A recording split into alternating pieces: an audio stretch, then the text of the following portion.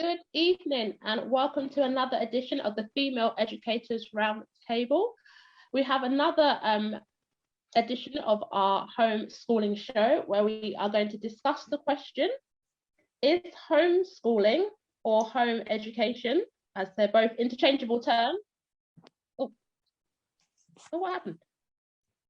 Continue? Yes. Okay. Sorry, as I was saying, we're back with another edition of our home education show where we discuss the question, is homeschooling, what happened? What's wrong?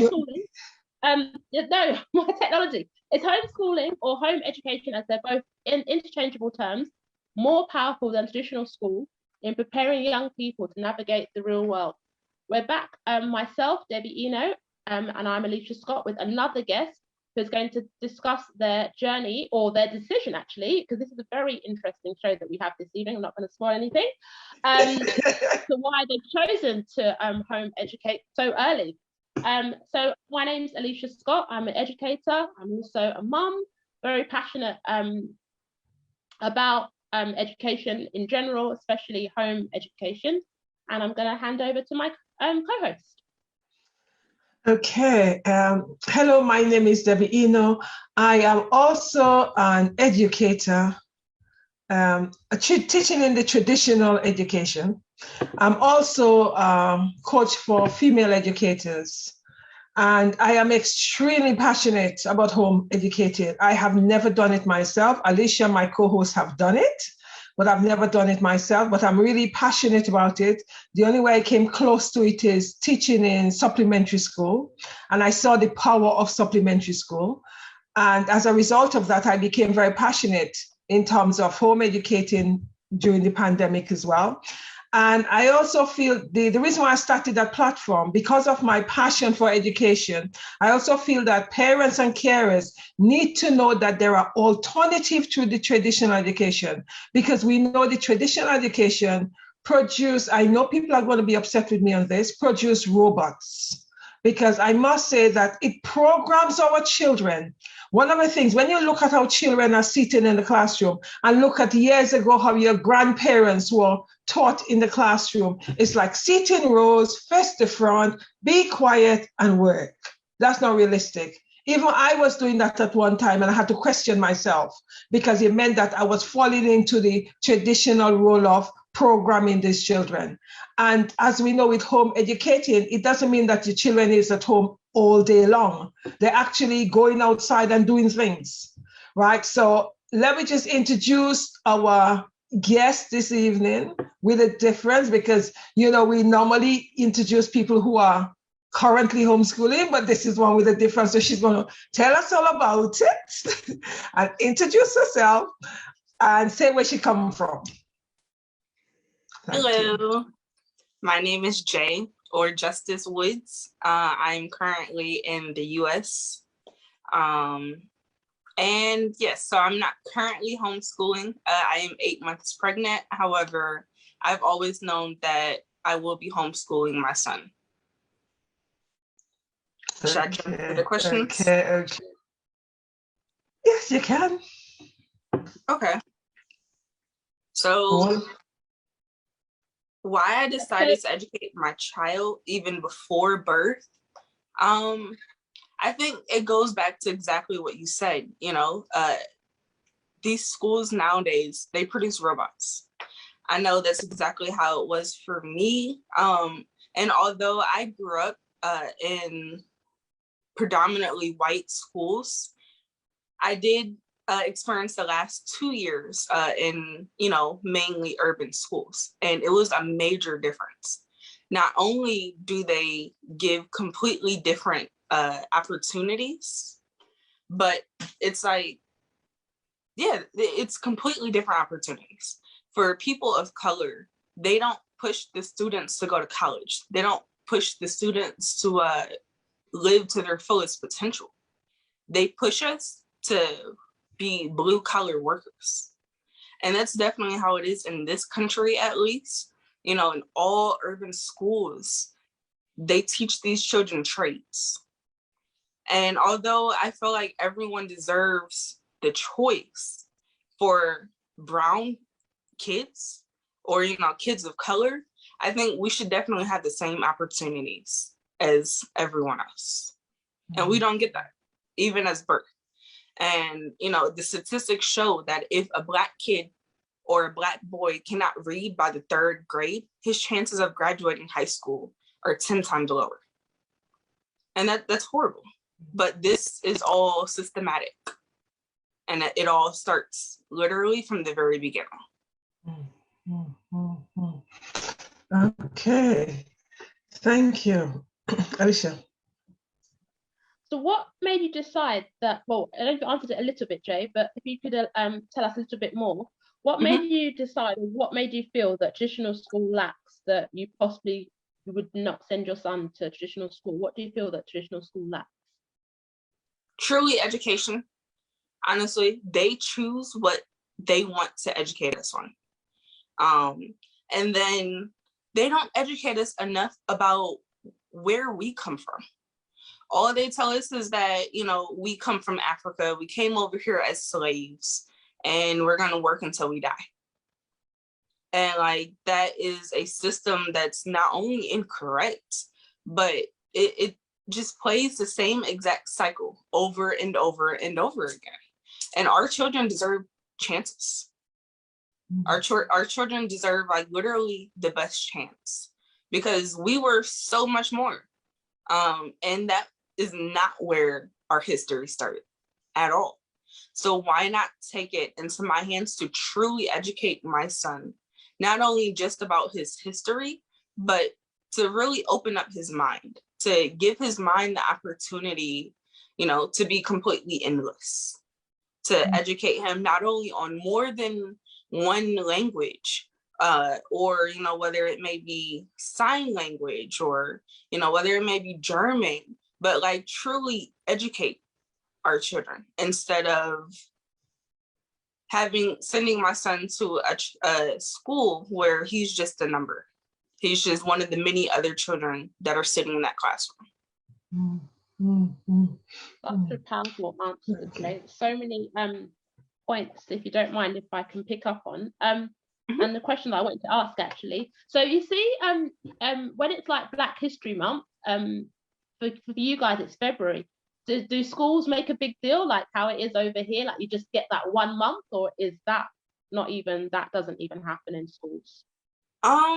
Yeah, you probably get that 1 month, but they teach you the same exact things about Martin Luther King, about Malcolm X, about literally the same. And although, yes, they are all heroes, again, that's not where our history begins. And that's not all that we come from. We come from so much more, and not everyone comes from Africa. And they like to even lie to us about that, especially here in this country, just like Columbus Day. They literally teach us that Christopher Columbus came to this country and he discovered this country, but that is not true. Our ancestors were here far beyond Christopher Columbus, and they like to sit here and act like, that didn't happen. Yeah. I find that so fascinating that the narrative is similar to the UK, because it's currently Black History Month for us. And yeah, it's schools just give us that. They give us that 1 month, and then it's yep, forget it now. And it's true, you learn about the same heroes, but it's and the same narrative is pushed. And it's times have changed. Why don't we have educators that actually step up and are teaching our children, especially our children, what is their true rich history and where they're from? So I find that really fascinating, that it's very similar to the UK in terms of you're told that our history starts with slavery, and we all know that's incorrect. So quick question, because I know here in this country they're actually trying to take basically the Black history out. Are they trying to do that in the UK? No, we're trying to put it in. It was never there. Sorry, I missed that point completely. Yeah, we don't have it. We don't have it. We don't have it in the curriculum. We don't have it. we've got organisations that are really, really trying to implement what's called the Black curriculum. But as you can probably imagine, it's a constant battle because we don't have our people in the top spaces to help us get the curriculum pushed through. So it's a constant battle so that our children can learn their history. But the only way that they are able to learn is through what their parents are able to teach them and organisations outside of education, because it is really difficult for our children to know their true history. So a lot of our people end up sending their children to supplementary organisations, like Debbie and myself are part of a mentoring organisation, and that's where our children actually learn their history. Because otherwise, if you rely on the school, more fool you rely on the school to teach your child their history, because your child will only come home and tell you stuff in October. They won't tell you anything throughout the rest of the year. Even some schools would go as far as they don't even have like books that represent our children. They don't have dolls or anything that represent our children. Our children are playing with white dollies, and it's like, okay, but there's not just white children in the world. There's all sorts of children. So representation matters. So we're working hard, and there are organisations that are working hard, but it's a battle that we've got a long way to go, a very, very long way to go. Oh. Yep. Okay. What do you believe the benefit of homeschooling are or will be to your child? So, your child is not yet here. So what do you think that when your child comes, there's one question that's actually in my mind as well. I am sure you're actually educating your child in the womb, right? Yep. Okay, yeah, exactly. The question, when this child is born, so I suppose as soon as the child is born, you intend to continue the education, right? Yes. Okay. So therefore, there is no, in terms of limit, whether or not, it's a day, because the fact that the child is in the womb and you're actually already educating this child, talking and singing and whatever we do to these babies in there, So the other thing is, what do you think that the benefit would be in terms of homeschooling or will be to your child? Well, yes. So I definitely do start now, especially like reading and guided meditations, which we actually do every single morning. And he's so reactive to it. It's really exciting. But I think one of the greatest benefits from educating my child starting young or even now is the fact that I have the opportunity to choose when education starts.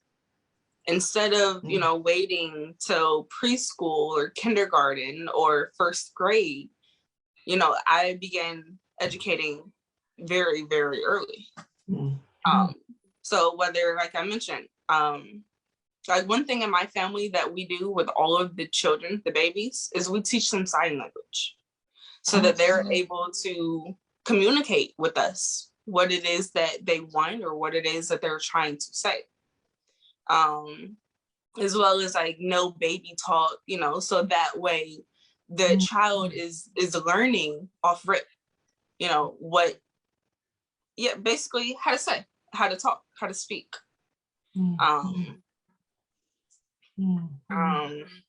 My apologies, pregnancy brain. I kind of forgot the question. That's okay. Another question I was going to ask you is, you say that you start, in your family, all the children learn sign language. At what age you start teaching them sign language? Maybe as early as 2-3 months. Okay. Yes. Wow. So that way, they're able to teach us whether they want to eat or whether they want more, or they're able to say thank you. They can say things like juice. Thank you. That's, yeah, I remember a little bit. And wow. Sorry, is this one? What sorry? Was it? Sorry. Yes, I do believe so. Yeah. And that's also something that I do appreciate. You know, the one thing I'm realizing is the journey of motherhood, you're both learning. Education starts literally from the very beginning, because this is my first child. So I've only picked it up from all of my nieces and my nephews. I have 6 of them. So I watch from how my sisters do it. So now, you know, I'll actually have to take the time to learn on my end sign language, and even more possibly.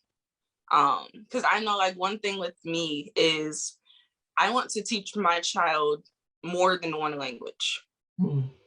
And specifically the language of, you know, our ancestors, instead of just Spanish and Mandarin Chinese, in which, you know, those may be an option, but starting at 2 to 3 years old, you know, that's one of the best times to even teach children, especially other languages, because it's definitely a whole lot harder when you become an adult trying to learn different languages, because the English language is hard as is. So yeah, you know, definitely take advantage of the growing mind. And one thing that I do love about unschooling is you have the opportunity to do things differently. Whether you may want to educate going to museums, or whether you may want to educate just out in nature and teaching your child that way. You know, you have the opportunity to teach so much more than a curriculum that's handed to you, because you have the power literally to, you know, to teach knowledge. Jay. Like, I definitely agree. Like, we have something here called Forest School, which is a lot outdoor learning, and some children just, that's where they thrive, because some children just, they can't cope in the traditional classroom, or even if when they are being home schooled or home educated, like they can't just function with being at home with their parent or having a tutor. So just when they're taken outside, you just see children in a whole different environment, and it's just wonderful to see, especially when they're just out in nature, and they'll make up their own game, or they'll have their own form of learning, and it's just wonderful to see, like, the team building skills that the children learn. They learn about resilience. It's just such a wonderful when you see them, like, enjoying their outdoor learning. So I totally agree that you do have those opportunities when you home educate, compared to traditional schooling. You are very limited with that classroom setup, that very rigid setup, where this is what happens, these are the hours, and you get your playtime, and that's it. That's the only time that you do have your outdoor time. Exactly. So real quick, throw to me one question at a time. I have pregnancy brain. That's all I can handle. Is it me now, Debbie? I think so. Yes, you. So we know that when children are, like, in primary school, they're really, like, their curiosity is really, really high. They enjoy learning. But when they get to secondary, I think you call it high school, that is sort of lost. How do you hope to maintain that curiosity for learning as a homeschooler? I still would like to do the same. And one thing actually I did just learn is that with homeschooling, if you enroll your child into community college here, at least, the government does pay for that. So 1 year of community college is equal to 2 years of homeschooling. So within 2 years, you are completed all of high school, and you already have half of your undergraduate degree. So not only is it still pushing the child to go above and beyond, you still have the opportunity to educate within your own means, because now that still leaves you 2 whole years of growing and molding that child, because he's still a child at that point. But I still would like to do the same. I don't agree with the whole 6 to 8 hours of learning each day, because learning consists of way more than just learning from a book. So whether that may be traveling the world and experiencing different cultures, or, definitely gardening is going to be part of my curriculum, growing your own food.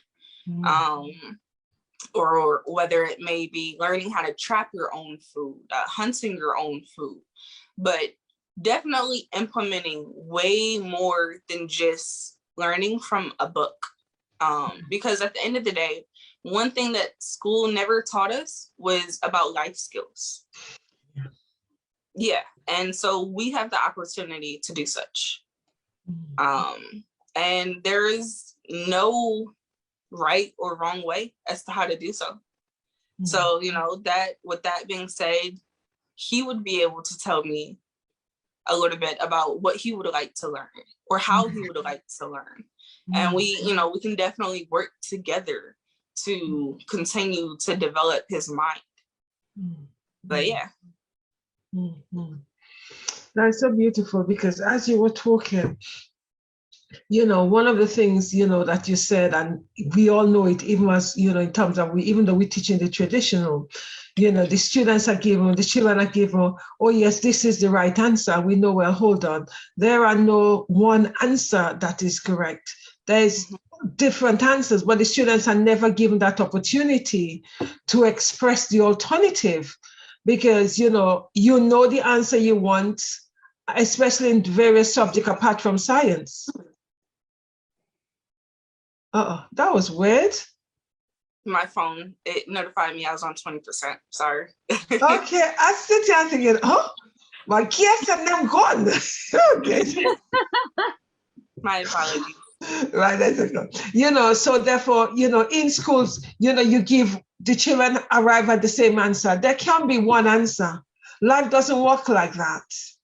Exactly. And that's what, more and more you begin to, especially when you're teaching in traditional, you begin to look at, hold on, this makes no sense. Because as I was saying a few days ago, I followed the traditional by saying, oh, you all are making, saying to my students, you guys are too noisy, you need to be quiet. But then I had to reflect. Why should you walk in silence? That makes no sense. Mm-hmm. It's like robots telling the robots switch off and just work. It doesn't make sense. I'm dealing with young people who are chatty, etc. And the fact that we do a lot of group work. So therefore, I'm saying you need to work in group initially. And then when you finish, I want you to be quiet and work silently. That makes no sense. So that actually made me really reassess in terms of my teaching styles. Instead of saying to students, oh, well, just stop talking and just get on with your work. It's like a student said to me before we broke up, Miss, although we're chatting, we've done quite a lot of work. I said, let me have a look. As if I didn't believe them, right? And when I checked and I said to them, oh my goodness, that's true. That's okay. You guys could chat, but not so loud. And I had to really reassess. They sit still and be quiet and work. I don't tell them face the front. I don't really into that. But it's something really, I'm constantly reflecting on that. Anyway, the other question is, how do you feel, or in what way does homeschooling prepare young people to navigate? That's the question. How do you think that homeschooling prepare young people to navigate the real world, to oppose to the traditional school? I think through individualism. And, listening to you speak, that was one thing that came to my head was public school strips us from that. They, like you mentioned, it teaches us to be robots. Or how a lot of people like to say, public school teaches you to be factory workers, essentially. You come in, you work your 8 hours, you have a 30-minute lunch break, you get right back to work, then you are able to clock out and go home.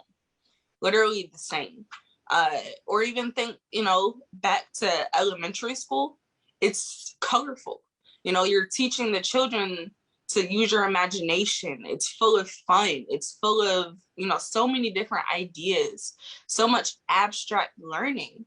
And then as soon as they become older, it's less colors. All your desks are in rows, sitting straight ahead. Like you mentioned, you have to be quiet. You have to work diligently. But that isn't the way the mind works. So I think that homeschooling definitely teaches you that there are far many ways to educate not only yourself or to use your own mind. It also teaches you all of the things that's out here. You know, because one thing that I didn't know that you guys were speaking of before is just like in the UK, there aren't many, it's not much colorism. You know, like she said, it's only white dolls. You know, you're so used to what it is that you're being fed, whether it may be from TV or from school, from other kids, which are being fed from the same things. It's your mind and your world is so limited. So homeschooling, it really broadens that, and it opens it up extremely. And, you know, I do feel bad for the people that want to homeschool their children, but they still sit their children in front of a screen for 6 hours a day and allow the computer to educate their child, because that's literally doing the exact same thing. It's robbing the children of so much instead of showing them that, hey, you can do this, or you can do this, you know, or just off the simple fact that we may get to the same destination, but each one of us went about it completely differently. And, you know, that teaches the child, well, I'm pretty sure it also teaches the child maybe not to go for the same jobs as well, because the child will then probably won't be that type of thinker. Like the trade schools that, you know, I was speaking of, that our public schools basically push down these children's necks. But when you are educating a child to not think like the rest of them, they may choose a completely different opportunity than everyone else. Whether it may be that they feel like college is for them, it also gives them the opportunity to do more things with themselves and, you know, to not even maybe be subjected to college, whether it may be through self-education, through entrepreneurship, to being a CEO of your own company. Like literally the opportunities are completely endless. It's so interesting now, because when we actually think of home educating is teaching everything that the traditional school don't. It's like in terms of how to open a bank account, how to, you know, you look at your finance, what entrepreneur is all about, you know, how to become a CEO and be creative. You don't have to go to university and then get a good job, because what's a good job? A good job is very much, you know, like working as robots. You know, you have lunch at the same time, you have break at the same time. If you feel like a drink, you can't just get up and make yourself a drink. You have to wait until the drink, you know, you have break at the certain time. And it does exactly what school teaches. That's exactly what the workplace teaches, you know, in terms of whether or not you look at it as the hidden curriculum, as I keep on calling it, unlike it's not outwardly taught, but the same hierarchical structure, you know, appears in the school that appears in the workplace. So the children do not think outside of the box. And it's, you know, more and more I'm getting involved in home educating, the more and more I'm beginning to feel the pain of traditional education. You know, if I had to educate my children all over again, I definitely would not be going for this traditional education, because the more and more I'm in it, I realize, oh my goodness, it's painful because it doesn't allow for creativity or innovativeness. Exactly. You know. Very, very true. And it's interesting to see the parallels between the UK and the US. It's really interesting what Jay's been saying, especially in terms of how to become a CEO, learning to grow your own food. These are all things that we've said repeatedly on the show, that these things are not taught in school. When you ask children where things are grown or how, they're like, oh, you go to the supermarket. No, that's not how things are produced. And it's like, you would think it's basic knowledge, but schools are not teaching this basic knowledge. And it's really, really sad, because when you do become an adult, once you've left the school system, you're a clueless robot. You're absolutely a clueless robot. I like that one. And you go on that downward spiral because you're just like, oh, how do I do this? How do I do that? Because you've just been so programmed by the system that you don't know how to think for yourself. When you're out in the real world, you're like, wait, how do I do this? What do I do? And you don't have a clue. So it's true what Jay was saying, that with homeschooling, you've got, the opportunities are so endless. There's so much that you're able to teach your children that you just are not able to when they are in traditional school. And there was less distraction. Sorry, Jay? I just wanted to add that there are less distractions as well, as, you know, opposed to being in a classroom. Yeah. That is so very true.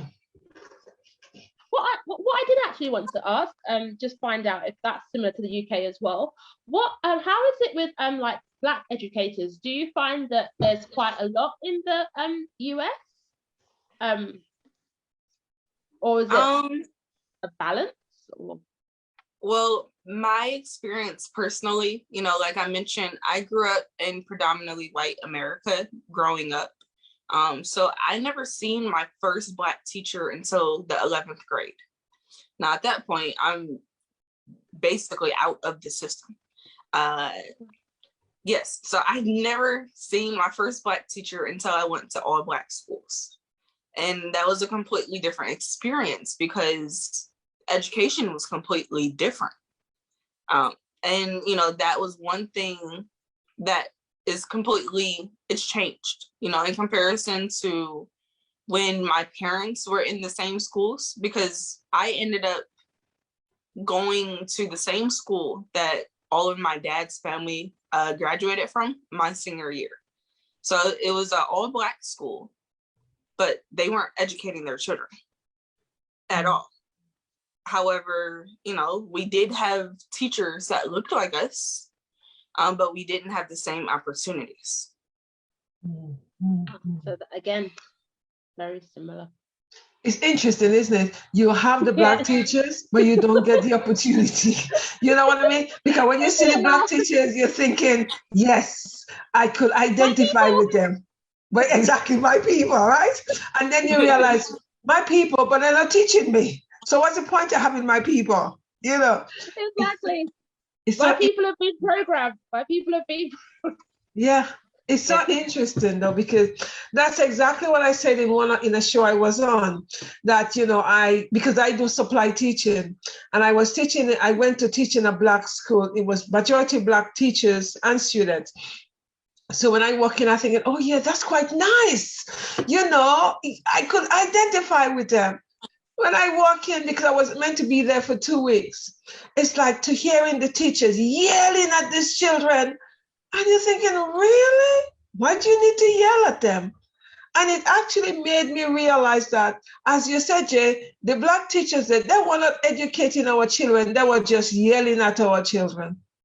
So, you know, my thing of being able to identify with them on the basis of they were Black, I realized that I really don't want to be teaching in this school. I spent 1 week and I'm thinking, and I'm going up to this school, I think, I really hate this school. I really dislike the school. Because as much as it's Black in terms of your cultural identity, the sad thing about it is it's not teaching our children. Instead, you know, you have all the negativity that comes with it, that, you know, that the stereotype, you know, linked to Black people. And it's quite sad. It's very, very sad. Mm-hmm. And if you felt that way, imagine how the kids felt. Exactly. So true. Because you had somebody try and say to me, Miss, why are you come and teach in this school? I said, but why are you in this school? Because there was no other school for me to go to. That was the last option. Okay. It's quite sad. It's a very, very sad affair. Very. I believe it's me. What do you imagine to be some of the challenges when you're going to be home educating? I think, well, I'm sure my biggest challenge is going to be people on the outside having a problem with how I choose to educate my son. And that is, I'm pretty sure, going to be something that I'm going to deal with just with motherhood as is, because everything that I'm about, it's more alternative. It's more ancestral. It's more, I'm choosing to do things my way, you know? And, you know, like my partner just told me the other day, I'm going against the rules. And my response was, I didn't know there was a rule book. I like that. I like that. I love it. I love it. I love it. I love it. I love it. Yeah. Oh And my like, goodness. it's starting from birth. You know, I'm choosing to not give my child a birth certificate. I'm choosing to not give my child a social security number. And that was actually something that I thought to myself that I was not going to say on this interview, just because I'm pretty sure there are so many people that are completely against that. But why, if I'm already government property, if, you know, the second you get a social security number, you're just basically a number that they trade on their stock market. Why would I not give my son the opportunity to be himself, you know, to not be the property of something else? And, you know, people don't realize that you can actually do that. And even without a social security number or a birth certificate, you can still get a passport. And with that passport, you know, you can still have the same exact opportunities. If he chooses to go to work, he shows them that passport. You know, so it's still showing that I am a citizen, but I'm not your property, essentially. And I think that goes back to the whole individualism. That goes back to my whole thing is I'm giving my child a chance. So yeah, people are going to have a whole lot to say just about my methods of parenting, but it isn't for everyone. Yeah. Wow. I think that's really, really is powerful, because, you know, one of the things you say, which was it's a sweet spot, you know, when your partner is saying that you're going against the rule, the answer was so sweet. Is there a rule book? Yeah, you know, exactly. And I constantly say to people all the time, there was no books to tell us how to bring up children. So we bring up children in the way we feel fit, because the way our parents bring us up, we bring our children up slightly different, because we didn't like some of the aspect that our parents used in bringing us up. So therefore, we change the narrative. Yep. You know, it's interesting. We have opportunities at the tips of our fingertips. You know, we have things like this that our parents did not have. We have knowledge right at the, you know, the tips of our fingers. And no fault to our parents, but we have the opportunity to break generational curses and to do things completely different than what has been done for the past generations. Because we see that it doesn't work anyway. Because yes, some of them were fantastic, but some of them didn't work. So why repeat the same thing that didn't work and expect to get a different result? Hell no, you can't. You know, so yeah. Wow, that's powerful. Please give me like 10 seconds. I just have to run and grab my charger. Okay, that's fine. I find that really, really interesting. What Jay mentioned earlier, so powerful, because I met a lady a couple months ago, and she was explaining to me the same. Her second born doesn't have a birth certificate, or has not registered, and I didn't understand how she was able to get a passport. But now what Jay said, it makes sense. You can still you still count as a citizen. And she says, the same reasons. She didn't want her child to be government property. She said she learned from her firstborn, and she loves it, the fact that her child is not government property.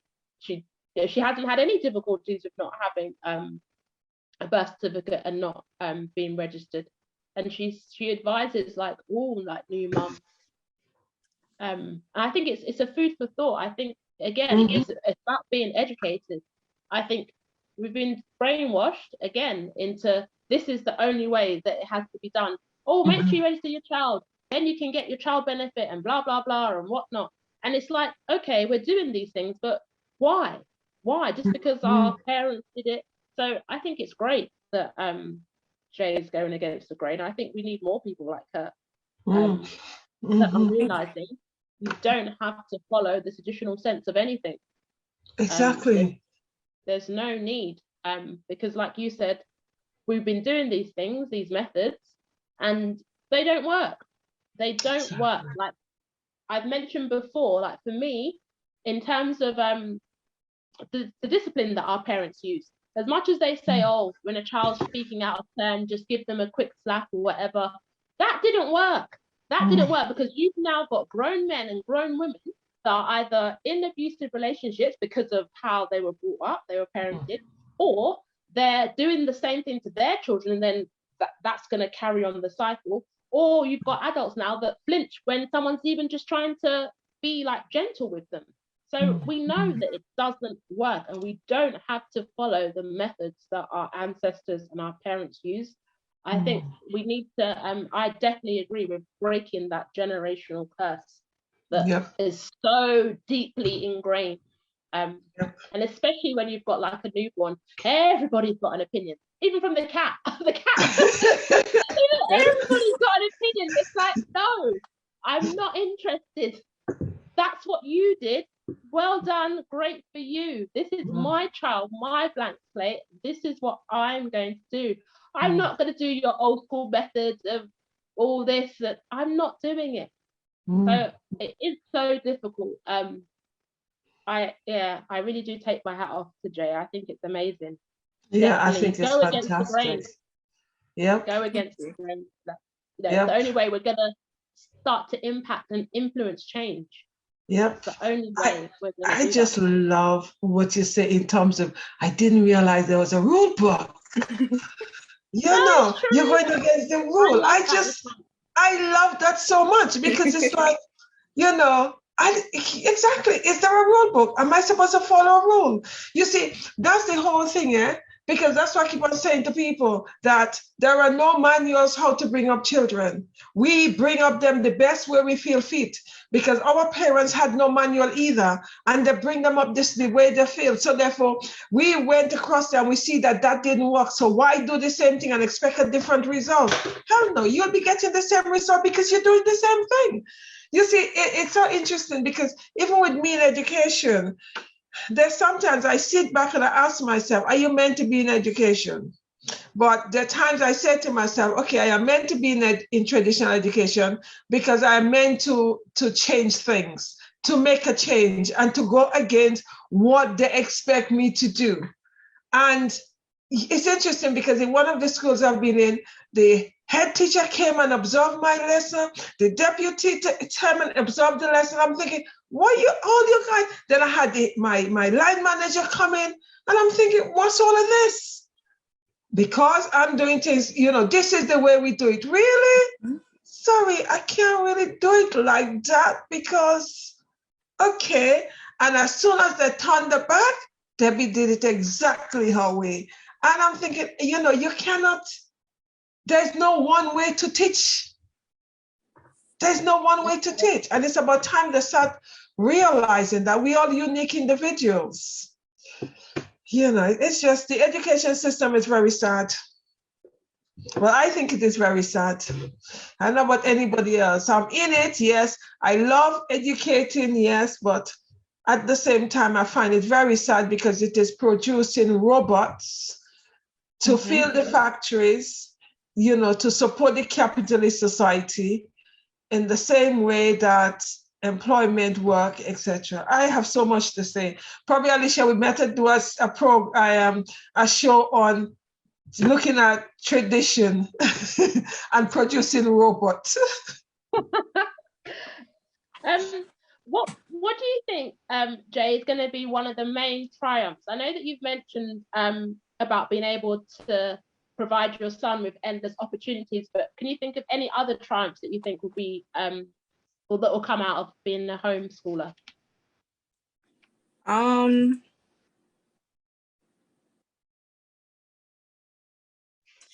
actually more so excited to see the difference. Because, you know, like I mentioned, being able to teach far many more languages, or, you know, far many more subjects. So I'm not necessarily, of course, I'm a little biased. I do feel like homeschooling does give us the opportunity to create geniuses, essentially. Oh, yeah. Instead of that one Yes. mind and, you know, 24 children, you can literally create a genius. And one thing that I do truly appreciate, it goes back to that individualism of, you know, teaching the child that you can be whatever it is that you want to be, and not pushing one track down my child's throat. So I definitely think that will be one triumph. Another triumph, like you mentioned, you know, once you finally graduate, you're kind of like, okay, well, what now? You know, my parents didn't teach me anything about the real world because they wanted me to go to college. So I did end up going to college for 1 year. And although I greatly appreciate that, you know, because I went to a historically Black college, so I learned way more than what I was being educated about. But it's still, I feel like a lot of times college still teaches you to be very close-minded, to be basically very brainwashed. And, you know, like that, my sister, she's my best friend. You know, she just finished her psychology degree. And our conversations are so awesome because I am a self-educated person. You know, I truly enjoy learning. I study all religions, spiritual practices, you know, I study everything. So although I may study psychology a bit, you know, and I'm able to truly keep up with her in the same conversations, she's not able to really grasp a lot of things that I try to say to her because she's very one-track minded. And I think that homeschooling will definitely teach him to be more of that open-minded individual. I totally agree. Yeah, so do I realized that until I met someone years ago. I was so closed-minded, and that did come from being in the education system. And he pointed that out to me. He was like, I can tell that you've been educated. He was like, but you're very highly educated, but you need to open your mind. And it wasn't until we started having debates and just I got to meet different people, different perspectives, and I was like, oh, you know what? I shouldn't look down on someone just because they haven't been educated like myself. Doesn't mean that they're worth more than less than me, and I'm not better than someone because I'm more educated. Like, it was so great to actually be around different people from different walks of life, different ages, different life experiences, and we actually were able to educate each other. And I learned so much from just being surrounded. And it was true. Like, I did realize, I was like, yeah, the university did do that to me, and being in the system did do that. I had become so close-minded, and even when I have discussions with my brother, I realized, I was like, you're another victim of being in the system, and you can't have conversations with certain people because you're closed-minded. You're not able to open your mind and realize that things don't have to be one way. There's different ways. So I totally agree with what you were saying about when you want to have conversations with people, that you need to make sure they're ready, that they're on the same wavelength. And if they're not, it's just best to walk away. It's not worth it. Yes. And then also, you know, self-educating, it teaches you to be able to adapt, you know, versus those that are more closed-minded. You're usually only able to have a conversation with one type of person. And it's usually people that are like-minded. Whereas when you're open-minded, you can hold a conversation with the CEO, you can hold a conversation with a janitor, you can hold a conversation with, you know, another type of educator. And you learn, you know, to treat life like a shift and to shift out all of the things that you may not agree with, but out of every situation and every conversation, there's still something that you can take away. You know, be the That is teacher so and true. the student. That is so very true. That is so very true. Something I say to my student all the time: you are my teacher as much as I'm your teacher. And they're saying, but Miss, what are you talking about? I said, yes, you are my teacher because I've learned a hell of a lot from you guys. But Miss, you're supposed to be the teacher. Yes, it's a two-way conversation. So that is what you say. It is so very true. And you know what I find, right? The more, I'm being biased here. The more educated in terms of books, educated someone is, the more it is so challenging to have conversation with them because they have no step outside the box because they are so into the system that they cannot just have any conversation. And that's one of the things I really find because the more academic these people are in terms of the university and the pilot degree, etc., the more I find it challenging to talk to them because they're just, it's like one track mind. Mm-hmm. Yeah, one track mind, as if there's nothing else outside of that, because they have not stepped out of their comfort zone to learn anything out of that. All they could tell you is something they've read from a book, and it goes on and on and on. And I must say that sometimes I find it so tiring that I don't have conversation with people like that because it doesn't feed my mind. Eh? Yes. Mm-hmm. Very, very Exactly. true. It's interesting. Whereas, with home educating, as I constantly say to people, it doesn't mean that you have to teach them maths from the text from the maths book. You could teach them maths in the kitchen while you're cooking. There's so many ways you could teach children that because we have been so conditioned and programmed, we cannot see outside of the national curriculum or outside of school. School is just the building. So, it's really, it's interesting. Okay, what 3 tips can you give anybody who considering home educating but have some level of anxiety or fear because they feel they're not going to be able to do it right? Well, number one, work on yourself first.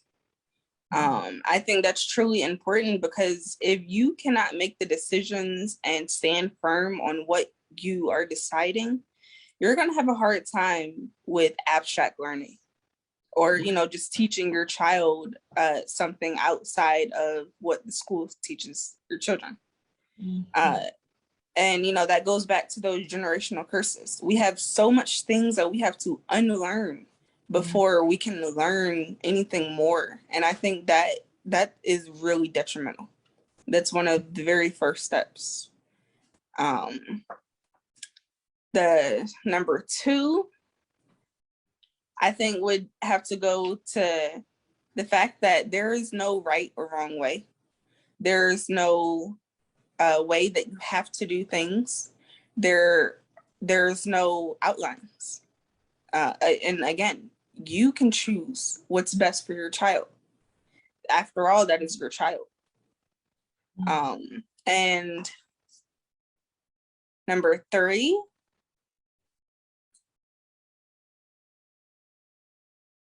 self-education. I think that is truly important. Before you can educate someone else, I think it's important for you to educate yourself. And that's not, I'm not saying that you need to go to school because of, as many times as people ask me if I plan to go back to college, very first thing I say is no. No, I do not. My partner, he asked me that when we first got together, and I told him, no, I don't. And I feel that I have educated myself far more than college would have been able to educate me. And I think the world is way bigger than what we think. When you truly step out of the matrix and really begin to see what's all out here, it's just as big as the world that we once thought that we were a part of. And it shows you so many possibilities. It shows you that There are no lines, there are no boxes, there are no squares, no circles. You create it. So either you choose to limit yourself or you choose to be unlimited. I like that. That's very powerful. Yeah. Okay. Alicia, have you got anything else you want to say? I just wanted to echo what Debbie said to begin with. You are positively glowing, Jay. Like, I was just looking at your skin when you were talking. You definitely got that baby glow. I hope you hold on to it for a long, long time. You definitely Thank you. can't even tell, but yeah, positively glowing. Yeah. Thank you. 7 more weeks. I'm counting down. Okay. It's just lovely. It's, when we actually think about home educating, homeschooling, traditional educating, it's actually clearly demonstrating from all this, the shows we've been having, it is clearly demonstrating the power and the magic of home educating, traditional educating, or homeschooling, whatever you want to call it. Because it means that you are stepping outside of the box. You are meeting your child where they're at. You are tapping into your child creativity, your child critical thinking aspect. You collaborating with your child. Oh my goodness, the list goes on and it's endless. And I do feel that anybody out there who would like to home educate, you should go for it. As Jay said and Alicia said, there's no right and wrong answer. There's so many different answers to the same problems because we all going down, let's say we all live in here, we going down to Brighton. We could get to Brighton 10 or 15 different ways, but we still ending up in the same destination. So that's something we need to be aware of. There's no right and wrong answer. The education system like to tell us that this is right and this isn't. That's their thought, that's their concept. That's not reality. Because, now it's beginning to show that students could get to university. They don't have to get the A-levels. They could go different ways to university. There are different options. So that is itself telling us that there are different, ways in dealing with the problem. There's no one answer. So people out there, if you want to seriously home educate your child, and I would strongly suggest it because you're giving the child opportunity, as they also, highlighted to us. Anyway, I could go on and on and on because when I'm passionate about something, I'm trying to demonstrate my passion. The same way. Jay, have you got anything else to say before we close up? I did actually want to touch on what she was saying about the discipline. Okay, go for it. Now, granted, for myself, growing up, my parents are older. So my brother and I never got whooped. We never got disciplined very often. But I feel that is also that is also a part of the process of education. And it doesn't have to necessarily be the same ways that, most of our people were disciplined from their parents or from their grandparents. I think one thing that I truly took away from that was conversation. One thing that I refuse to do with my child is to discipline him when I'm mad. Whether that may be to send him up to the room, and it could be for hours. It could be for an hour, but just so that you can think about what it is that you did. And then when I do go up there, the first thing that I do want to do is talk about what was done. And not so much as me speaking at my child, but more so asking my child questions that are bringing up and, developing that self-awareness. Because I think that's really important. Yeah, somebody can tell me I did something wrong, but until you know what it is that you did wrong and what about it was wrong, you're not getting through to that person. So I feel like, that's definitely important. And it goes all the way through adulthood. If you cannot have the self-awareness of yourself, then the cycle is going to continue. You're just going to continue to do the same thing over and over again. It is so very true. And then because you see that plays out in school anyway, in terms of, the way the children need to be disciplined, you need to give them detention, you need to shout to them, etc. And poor Debbie doesn't believe in giving detention. So it's a situation where Debbie's not following, I've been told so many times, you're not following the school rules. Because, you're supposed to be giving them detention, 3 warnings, and sometimes I can't even remember whether or not how many warnings I've given them because I've lost track. So those are some of the things, as you rightly say, it's better to have a dialogue than say to the child, oh, you've done that, so say sorry. And the child is saying, well, I'm not saying sorry because I haven't done anything wrong. And you have teachers forcing them to say sorry. And I'm saying, well, hold on. Alicia, you're looking naughty. And I'm saying to the teacher, well, first of all, let's see what, let's hear his views on that. There's no point in saying, well, say sorry because you've done something wrong, especially if the child doesn't see that they've done something wrong. There's no point in saying sorry. It's a pointless exercise. So, in terms of, reflection and identifying what you've said and what you've done wrong, that is so very important. Because then again, the child is saying sorry because you want them to say sorry. So there again, I'm not a robot. Say sorry because I want you to say sorry. There's so many things in this whole system. It's tragic. Yep. And we keep on going with the cycle. Exactly. Yeah. And I feel that, in this generation, we really do need to break the cycle because it haven't worked. It doesn't work and it will not work. Very, very true. Anything else you need to say, Alicia? No, just thank everybody for tuning in. It's been a great another edition. Yeah.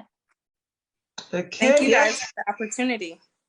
Thank you very much for coming on because we've not had anybody that have not yet had the child, and it's just fantastic, that people is aware that, hold on, you don't have to wait, in the same way when people actually put their child name down for nursery before the child is born, it's like saying that you could start homeschooling your child before the child is born, the same concept.